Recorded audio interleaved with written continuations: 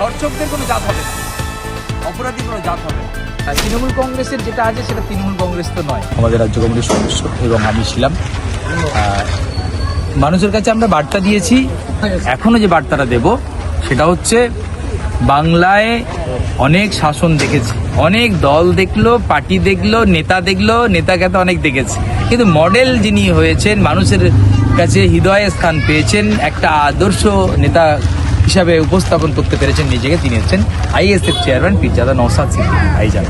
নওশাদ সিদ্দিকী ভাইজান শুধুমাত্র ভাঙড়ের বিধায়ক নয়, তিনি আজকে বাংলার বিভিন্ন জাতি, ধর্ম, বর্ণ, গোষ্ঠী মানুষের প্রাণপুরুষ। বিভিন্ন সমাজের বার্তা তিনি বিধানসভায় রেখেছেন। নতুন করে তিনি এই সমস্ত ইস্যুর উপরে আমাদের বার্তা দিয়েছেন যে যেভাবে গুন্ডা দমন আইন পাস হচ্ছে, যেভাবে ওবিসি বাতিল হয়ে যাচ্ছে, তিনি সোচ্চার হয়েছেন, আমরা সাথ দেব, সেই বার্তা এখানেও দিয়েছি। আর অনেক জায়গা থেকে দল ভেঙে আসতে চাইছে, কারণ হচ্ছে তৃণমূল কংগ্রেসের যেটা আছে সেটা তৃণমূল কংগ্রেস তো নয়, ওটা বলা যেতে পারে আসলেই বিজেপি।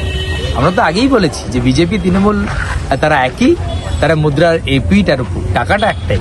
সেই তৃণমূলরা এখন বিজেপির দিকে, এখানকার নিচুতলায় তৃণমূলরা কি করবে? যারা সাধারণ যারা সমর্থক ছিল তাদের কাছে অনেকেই আজকে বেশ কিছু নেতৃত্ব এখানকার তারা জয়েন করেছেন। আমরা বলেছি আইএসএফ সংশোধনের সুযোগ দেয়, যারা দুর্নীতি করেছেন বা কোনো মানুষের উপর জুলুম করেছেন তাদের জায়গা নেই, কিন্তু যারা মানুষের কাজ করতে চায় সেই একটা বার্তা যে তাদেরকে আমরা নিতে চাই, এটা আমাদের দলীয় অবস্থান, তাই আমরা জয়েন করিয়েছি। এবং আগামীতে যে অফিস হয়েছে এই অফিসটা পার্টি অফিস হবে, মানুষকে পরিষেবা দেবে।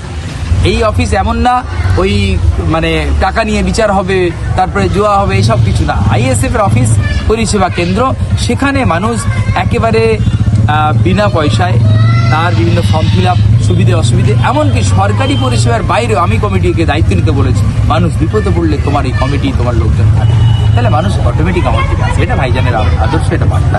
আগামীতে এরা কথা দিয়েছে যে আরও ভালো করে সংগঠনকে এগিয়ে নিয়ে যাবে। মানুষ যারা এসেছে তারাও আরও আগামীতে জয়েন করবে।